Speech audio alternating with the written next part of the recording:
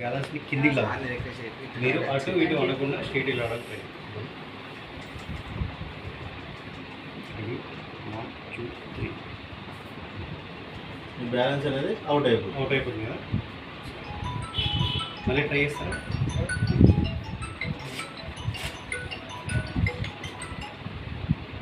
మీ ban పెడుతున్నాను. మీ age ఎంత sir? 53 సంవత్సరాల తర్వాత ఇప్పుడు మీకు బ్లడ్ సర్క్యులేషన్ అంటే సరిగ్గా జరుగుతుంది. ఒక ఐటమ్స్ ఇప్పటివరకు మన సర్క్యులేట్ మన బ్లడ్ అనేది మందం ఉండడం వల్ల సర్క్యులేషన్ సరిగ్గా జరుగుతుంది. ఇప్పుడు ఏమైందంటే తాకిన వెంటనే బ్లడ్ అనేది మన పల్సగా అయిపోయి ఇమ్యూనిటీ సర్క్యులేషన్ స్టార్ట్ అయిపోతుంది.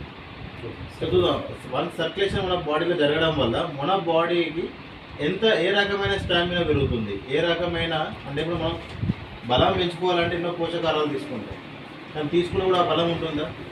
మన శరీరంలో రక్తం అనేది మన 75 అవయవాలకి సరిపడ రక్తం వచ్చినప్పుడు మాత్రమే మన ఆర్గాన్స్ అనేది ఒక స్టామినాని పెంచుతుంది. ఇప్పుడు మీకు ఆ రక్తం అనేది సరఫరా జరుగుతుంది. చూద్దాం ఇప్పుడు మీ బాడీ స్టామినా ఎలా ఉంటుందో చూద్దాం. 1 2 3 నేను లాగుతాను. నా బ్యాలెన్స్ మీరు ఆపాలి. మళ్ళీ సిప్పర్ లాగా ఓకేనా? రెడీ 1 2 3 ఆపాలి.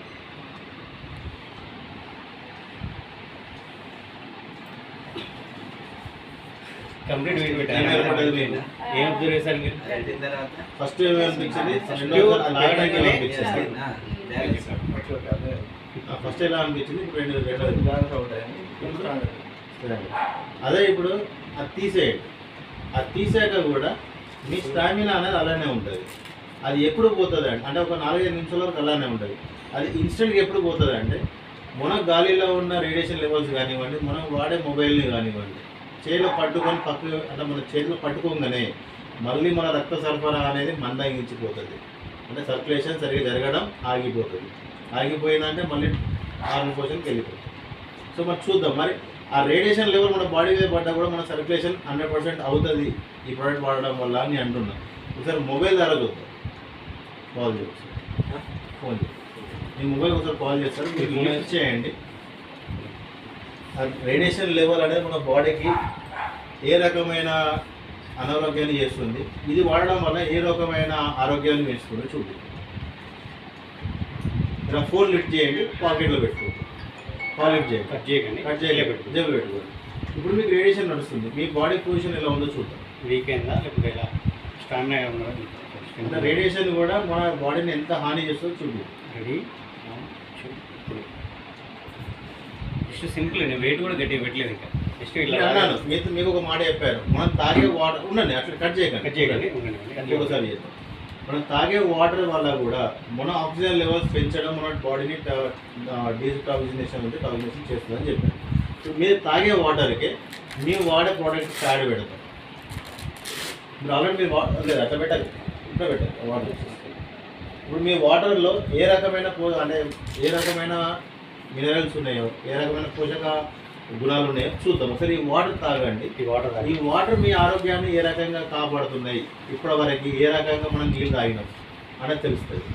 ఇప్పుడు నిల్చోండి సార్.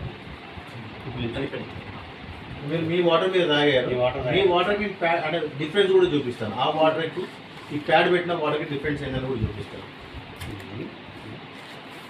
రెడీ 1 2 3 తాగలేదు. సరే ఆ ప్యాడ్ పెట్టిన తర్వాత వాటర్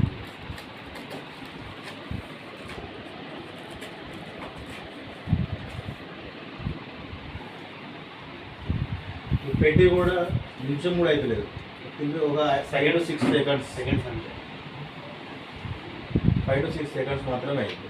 సో మీరు తాగిన 5 to 6 secondsకి మనం ప్యాడ్ పెట్టినప్పుడు ఇమీడియట్గా మనకు ఆ వాటర్ ఏమవుతుందంటే మ్యాగ్నటైజ్ అవుతుంది. సో వాటర్ తాగడం వల్ల మన శరీరం ఏ రకంగా అవుతుందో చూద్దాం. రెడీ 1 2 3